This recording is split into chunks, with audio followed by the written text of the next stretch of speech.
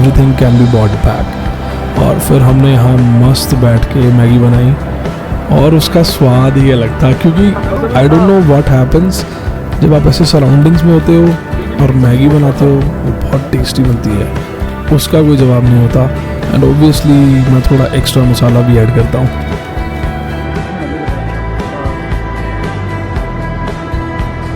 जब भी कहीं जाओ कचरा ना करो, ठीक है? सारी चीज़ें अपने साथ ले जाओ, अपने साथ ले आओ।